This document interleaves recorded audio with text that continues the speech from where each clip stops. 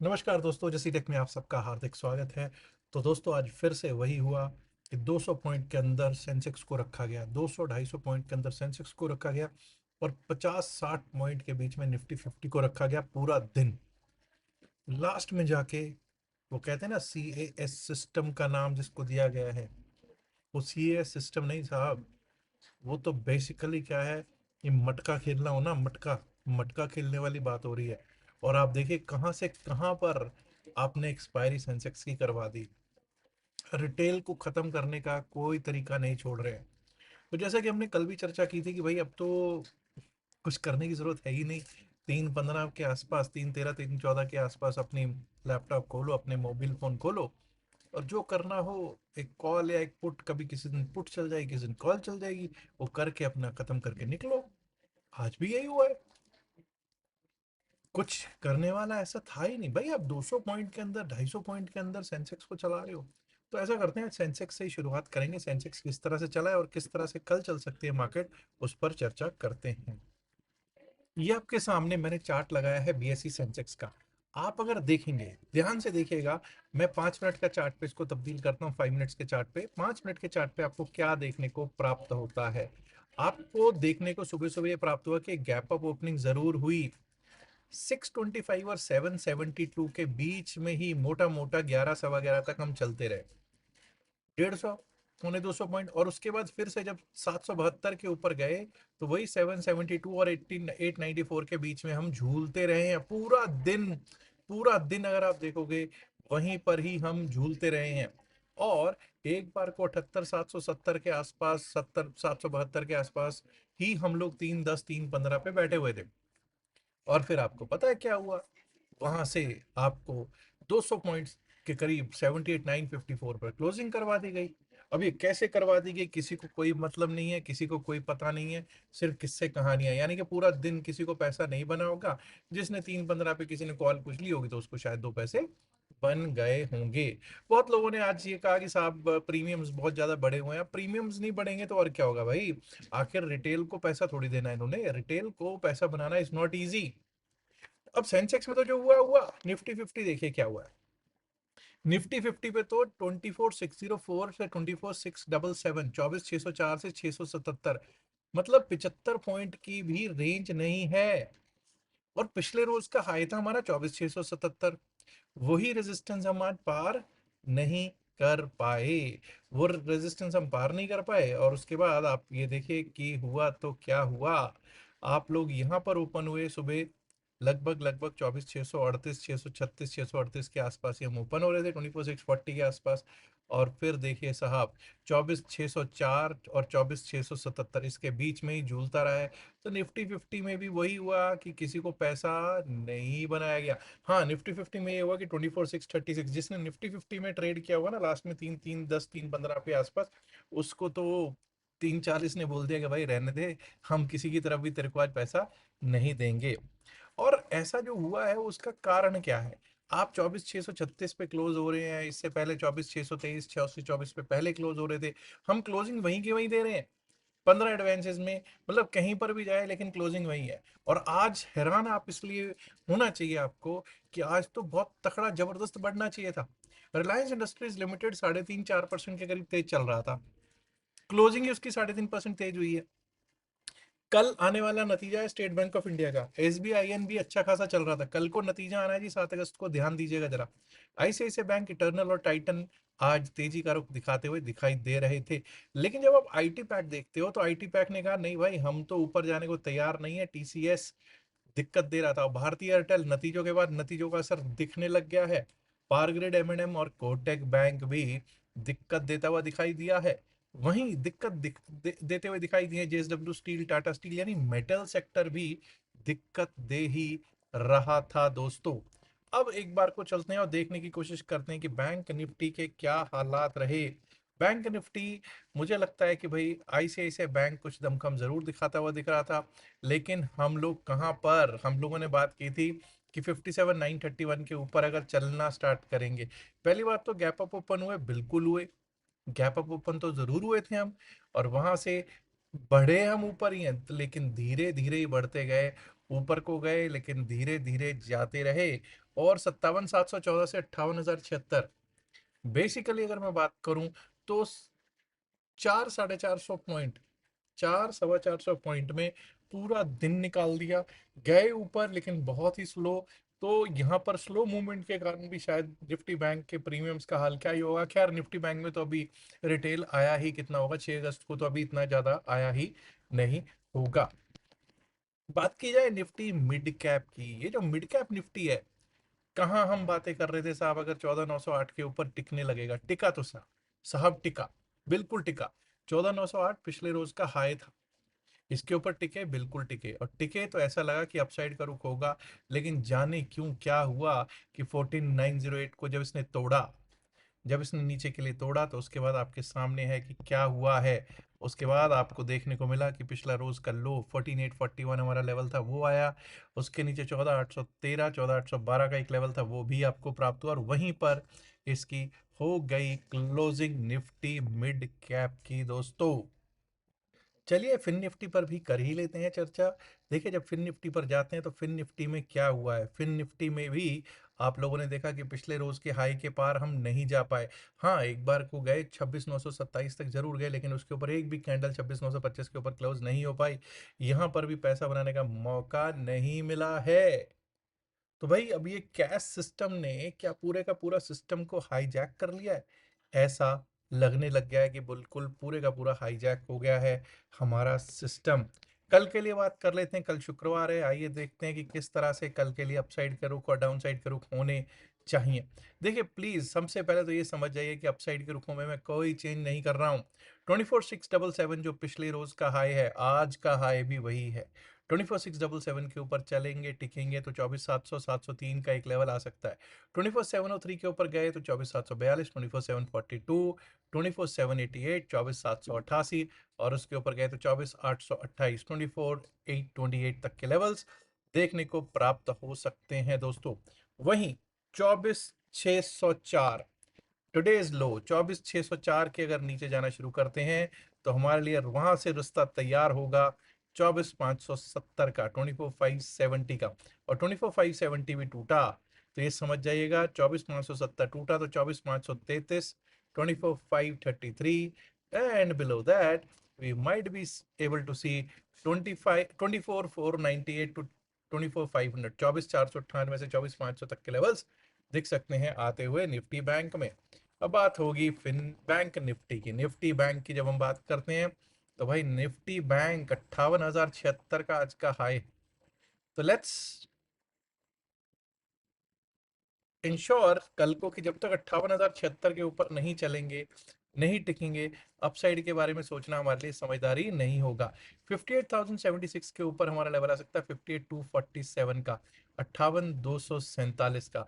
58,247 के ऊपर निकले तो 58,358, 58,358, और वो भी पार कर गए तो 58,483 से 58,500, 58,483 टू 58,500 लेवल्स देखने को मिल सकते हैं दोस्तों। अब आज का लो है 57,714, इसको इज्जत देनी है, बिल्कुल देनी है 57,714 को।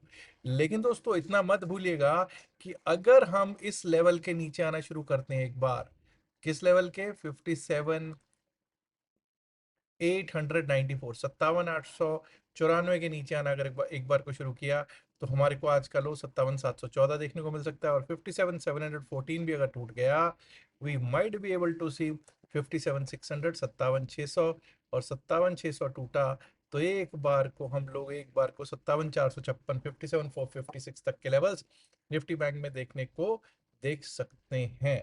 अब बात कर लेते हैं Nifty mid cap. Nifty mid cap ने आज काफी लोगों को बहुत ज्यादा निराशा जरूर दी है, लेकिन एनीवेज जरा देख लेते हैं कि क्या रह सकते हैं कल के लिए लेवल्स। 14,806 जो कि आज का लो है, अगर ये टूटता है, लो टूटता है, तो यहाँ से डाउन साइड का रुख स्टार्ट हो जाएगा, जो हमको लेकर जा सकता है 14,783, 14,783। उसके नीचे गए तो 14,765, 14,765, और 14,765 भी अगर टूट गया तो एक बार को 14,747, 48, 14,747, 14,748 तक के लेवल्स देखने को प्राप्त हो सकते हैं दोस्तों। अब अपसाइड की बात करनी भी यहाँ से जरूरी है।